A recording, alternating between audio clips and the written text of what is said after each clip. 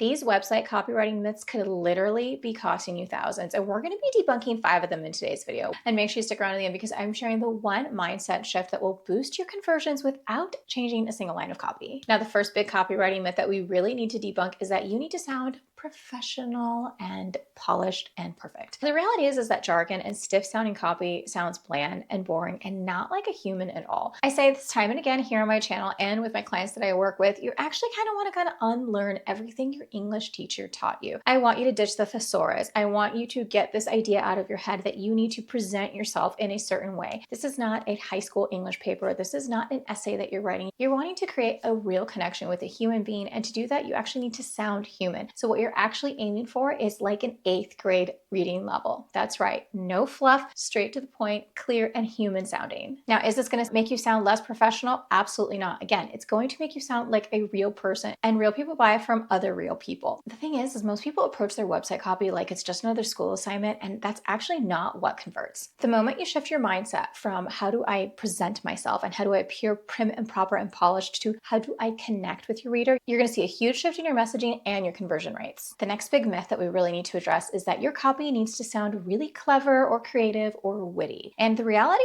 is that clarity trumps cleverness literally every single time. I can't tell you how often I come across, especially when working with my own copywriting clients, that they say, I love this website, it's so funny and sarcastic, or I love this tone of voice and it's so witty and this and that, and they want to emulate that. And the thing is if it doesn't align with your brand voice or it doesn't align with your brand, it's not going to be a fit anyways. This is why it's so important for you to find your writing voice and what is true to you and your brand. So many people get hung up on this idea of what they should be sound like, and a lot of times it doesn't even match with their brand. If you're talking to boomers as your demo, you're not going to want to talk to them the same way you talk to Gen Z with maybe a lot of emojis or maybe some slang, right? Like these are totally different audiences. Likewise, let's say like you're a wedding planner. Even if you like this like witty filled copy, it's probably not appropriate for your wedding planning business. So it ends up being a little bit of a mismatch. I go into this a lot more in depth in my Confident Creator mini course. It is linked in the description box below if you want to check it out. It really walks you through how to find your own writing voice and how to make sure that your messaging and your voice and tone is aligned with your brand. This is definitely a mindset shift that you can keep in mind, is to make sure that you are not trying to emulate someone else, that you are trying to be yourself and to use the same voice and tone across all pages of your site. Making sure your copy is clear rather than clever or particularly witty is also going to ensure that the user knows exactly what you're offering, how you help, what to do next. If you have offers that aren't selling, then dig into why. How often do you audit your site? Do you offer all of the services on there? Is your about page up to date? These are things that we need to be checking routinely, even though it's tempting to kind of like set it and forget it. Make this a small habit to do a checkup, whether that's your spring cleaning or right before a launch. Go through your pages and make sure that number 1, your links aren't broken, and number 2, that you're still making all these offers that are on your site and that you're routinely tweaking things as needed, especially if you need help with your conversions. The next website copywriting myth that I see quite a bit is the idea that more is more. And actually, it's quite the opposite. Really, when it comes to copy, less is more. And you might not think so. And I feel that usually as entrepreneurs, especially if you DIY'd your copy, your first instinct is to share literally everything. You're excited about your offer, right? Like you want to share everything you offer, everything it includes, the transformation, the benefits, but all of that is so overwhelming to your audience. And you really got to strip it down and just focus on the major transformation. Of course, you can include all the features and benefits, and there's a small segment of people that will read everything, but most people won't. Most people will skim. They just want to see the big picture. This is why it's so important to have great headlines and great subheadlines, but you also want to pare back the messaging because too much is wildly overwhelming. I can't tell you how often I see a website that's like these big, huge blocks of text, oftentimes in a tiny font,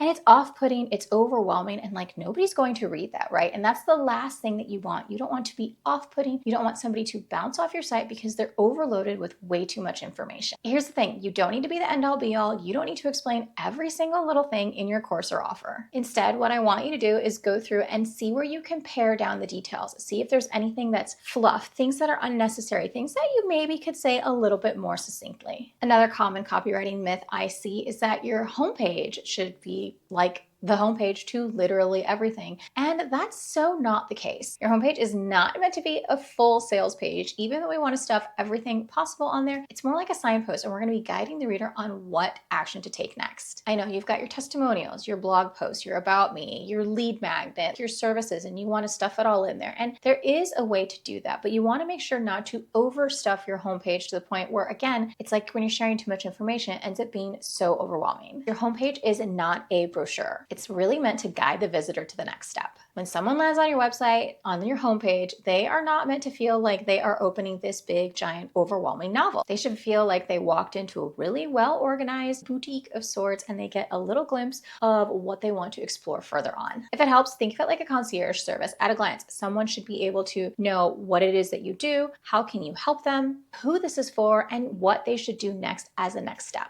The best homepages are really strategic like this, and they prioritize being clear over being like this huge exhaustive list. Now, I did promise a mindset shift for you to keep in mind when writing your website copy, and this one is really easy and really important. I want you to focus on making your audience feel seen rather than sounding smart or sounding a certain way. As soon as you shift your mindset from how can I impress this potential customer to how I can connect with the potential customer, you're going to see a huge shift in your messaging and in your conversion rate. So now that we've cleared the air on copywriting myths that we really should be ignoring, what actually works? Well, I am sharing 3 powerful messaging strategies that you can use to help you book more sales over in this video next.